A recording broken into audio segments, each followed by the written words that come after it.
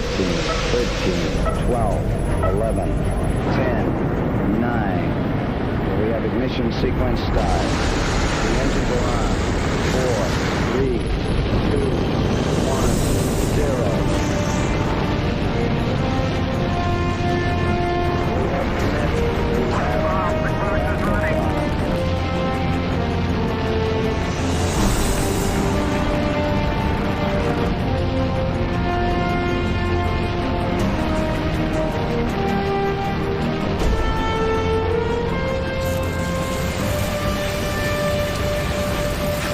Sideways shaking was unbelievable.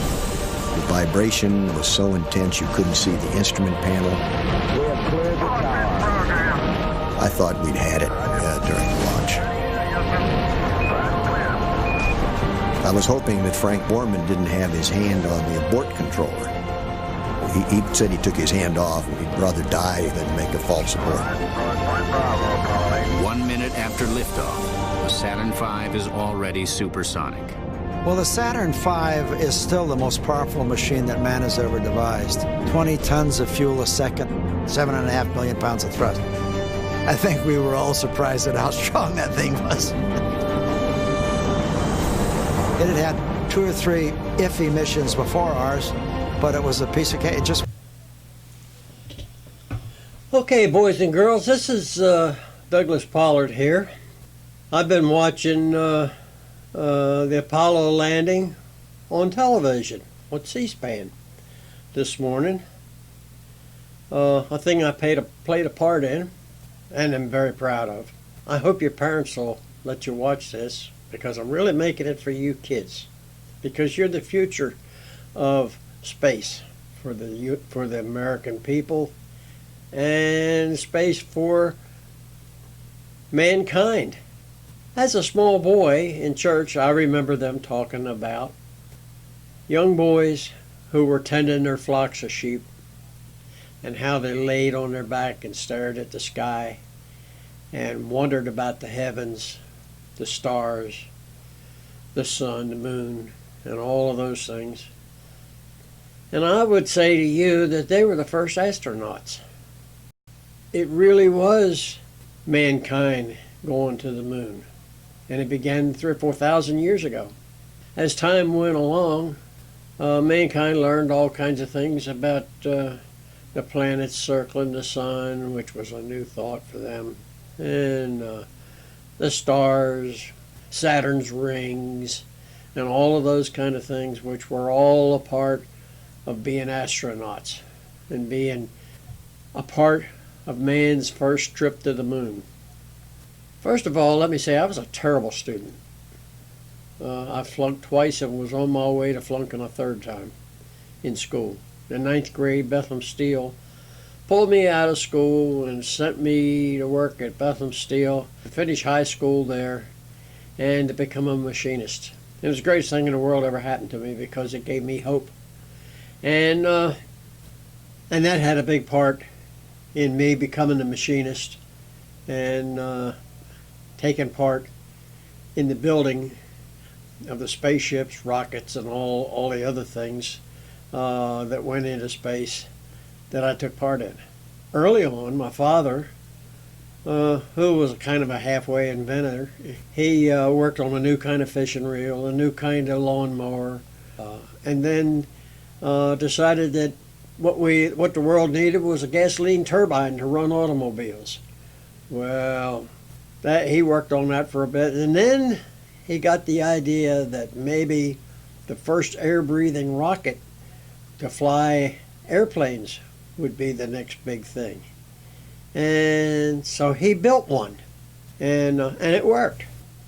And he attached it to the floor joists in the basement overhead, opened the basement window, and fired that thing up and let the blast go out through the open window and out across the grass, set the grass on fire and one of the pine trees, and but it worked. And of course all the neighbors come around begging him to try it again because they had heard it. It made a terrible noise, and they had heard it and they wanted to see it run. So he fired it back up again after giving them a garden hose to put the grass out, and ran it. Well, it was a great idea, but the truth of the matter was World War II was coming and the United States government was working on jet engines, which is actually what he built. He didn't call it that, but it was actually a jet engine. And he was maybe the first, though he never received any recognition for it, because they took his model jet engine away from him, took all these plans, and told him not to work on it anymore, that it was a military secret. Well, as I was growing up later, I went up on a hill in front of the house where a bunch of men were flying model airplanes. They were gasoline powered. They'd launch them off on the ground, and they would fly around in a big circle all the time, climbing with the engine running. And the engines were set for a certain amount of time, and they shut off, and the airplane then would glide for a long time and slowly circling. And so that kind of put me to thinking about airplanes. And I built model airplanes, and I built model airplanes of World War II fighter planes and bombers and seaplanes and all that kind of stuff, and hung them on sewing threads from the ceiling. Well, I was quickly wanting to be a flyer too, or a designer, or something along those lines. Well, Bethlehem Steel gave me a chance to get the high school education I needed, and the education as a machinist in a machinist apprenticeship. And I worked there for a time. When I finished my apprenticeship, I wanted more, so I went looking other places, and I worked a lot of different jobs. Finally wound up at Mars Machine Works at Gloucester Point, Virginia, which is only about 15 miles from NASA Langley Air Force Base, and wind tunnels. And so I was a pretty good machinist, and I made all kinds of things for the wind tunnels, to test airplanes and to test rockets and to test new kinds of engines and all of that kind of stuff. And I had a part in it, small part, but I had a part. And I was very proud of what I was doing, and loved it. I was just so interesting. And so then when Apollo 11 come along, my wife and I sat in my brother's home, sat in my sister-in-law's and brothers. My wife and I sat in my brother and sister-in-law's home here in Richmond, Virginia, and watched Apollo land, and watched the astronauts out walking around on the moon and all that. And I couldn't believe it. I could not believe that that had happened in my lifetime. Well, you know, we gave the whole world credit for that. We didn't say America did this. What we said was mankind has gone to the moon. And mankind all over the world thought that was just wonderful, that they had helped to send a man to the moon. And the first people to walk on the moon was our generation. Now, kids, let me tell you something. What we did in our generation is nothing compared to what your generation is going to do. And I hope that you will do well enough in school to allow yourself to go to college to become space engineers, mechanical engineers, digital engineers, machinists, electricians, carpenters, all the things necessary to put the next man on Mars. And for you to be a part of that. And not only that, but to land on the moons of Saturn. And beyond that, to build the robots to go into deep space to fly among the stars and land on planets out there.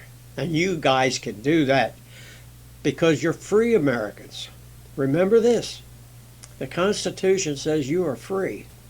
So it is free people that do things like going to the moon.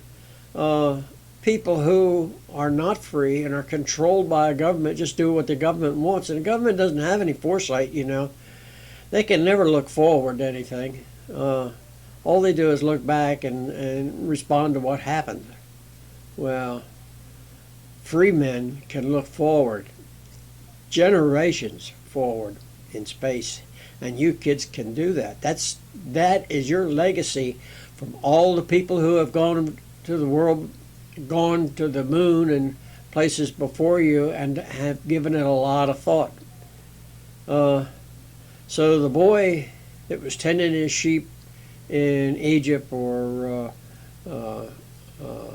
Jerusalem and looking at the stars and wondering about them was no less an astronaut than John Glenn or any of those fellows were.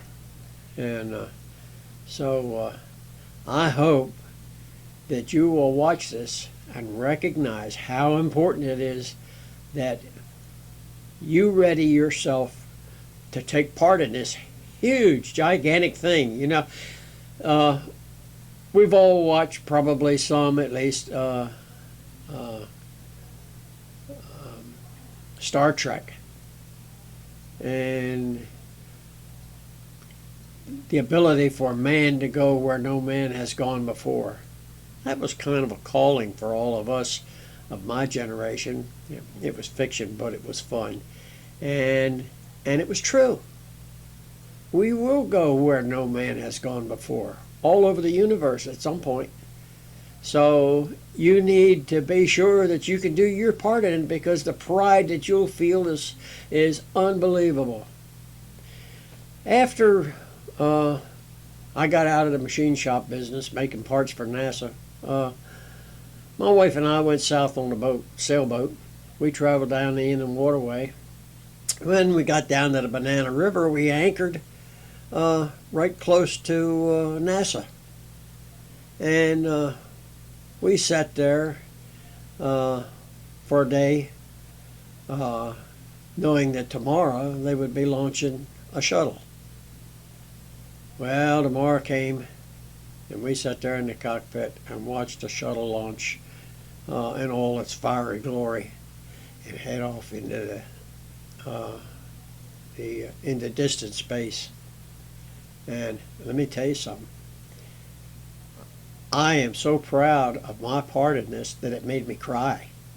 Now, I'm no silly old man that cries every time I turn around. It takes something to make me cry, and that made me cry. Brought tears to my eyes. The idea that I had helped to fulfill that boy that laid on his back looking at the stars, to fulfill his dreams, and all the dreams since then of mankind. And we are the people that did it. This generation of Earth people. Mankind. So anyway, I hope you guys will think about this, because the rest of your life will be enjoying the thought that you took part in this, that you were part of it. And so I hope you will learn what you need to learn in order to be able to carry out this duty of man. Okay, I'm going to let y'all go here, but thanks for listening, and I hope this adds something to your life that will lead you onward and upward. Bye-bye.